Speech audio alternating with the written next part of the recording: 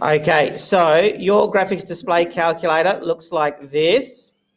That's the buttons down the bottom. This is the main screen, so I've just split mine in two to make it bigger on the screen.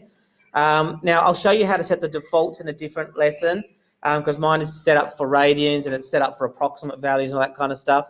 But basically, get used to, I find it very clunky to use these graphics display calculators, so getting used to maybe, like for example, pressing the number 1 on your keyboard rather than arrowing over to 1 is quite frequently easier to do.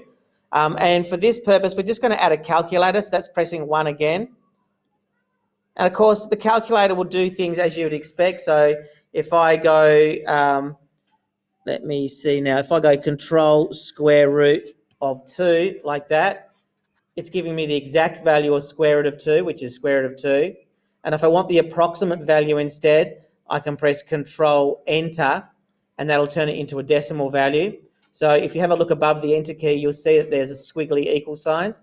So that means approximately equal to.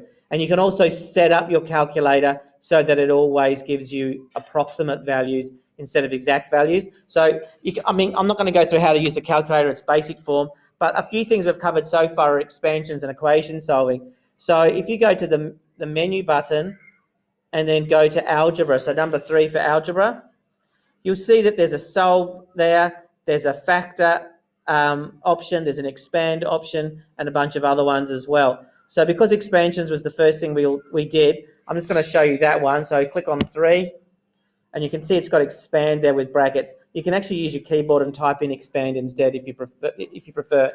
So in here, I'm just going to put x plus 2, and then a new set of brackets, x minus 2. We know that what that'll give us, don't we? The difference of 2 squares.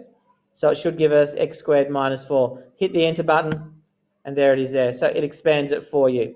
So in the calculator section, obviously it would be easier if you could just go, oh, that's x squared minus 4, because you know your difference of 2 squares. But if it's more complex and it's in the calculator section, use your calculator.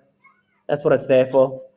The other one, and you can, that was a simple expansion. You can do complex ones there. Same place, menu, 3, and I can go solve. So I'm deliberately going to make a mistake here so you can sort of see what happens. If the equation was 3x plus 2 equals 7, which should give me 5 thirds. If I press return now, if I close the bracket and press return, it comes up with an error saying too few arguments. And that's because it wants you to state what the variable is you're solving. So you've got to go comma x, close bracket. And now it says, oh, you want me to solve according to x? And when I press enter, it gives me x equals 5 thirds. Okay, so you've got to say what variable. I think maybe it means it will do transposition. I'm not too sure. 3ax plus 2 equals 7, comma x. I haven't tried this, so it might not work.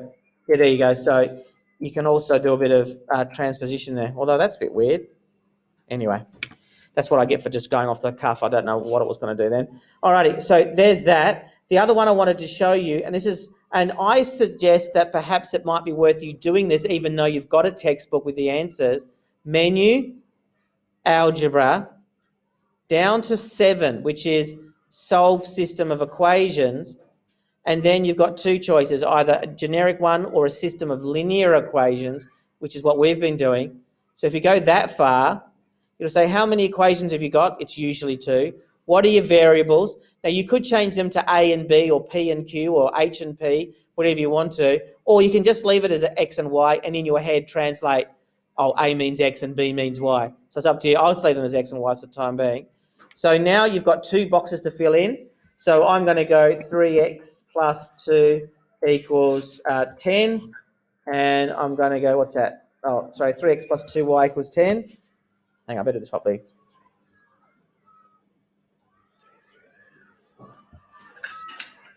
Is equal to 11, and then I'm going to go 4x plus 9y equals, I hope this is right, 21. So I just fill them in and then just press return, and it will give me in squiggly brackets 3, 1. That means x is 3, y is 1. Yeah?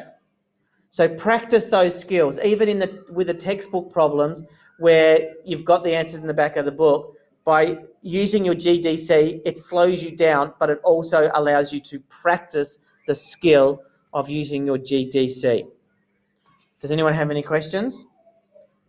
Would it be worth me putting a video like this in your weekly videos? Cool. This one's been recorded and I'll do others as well.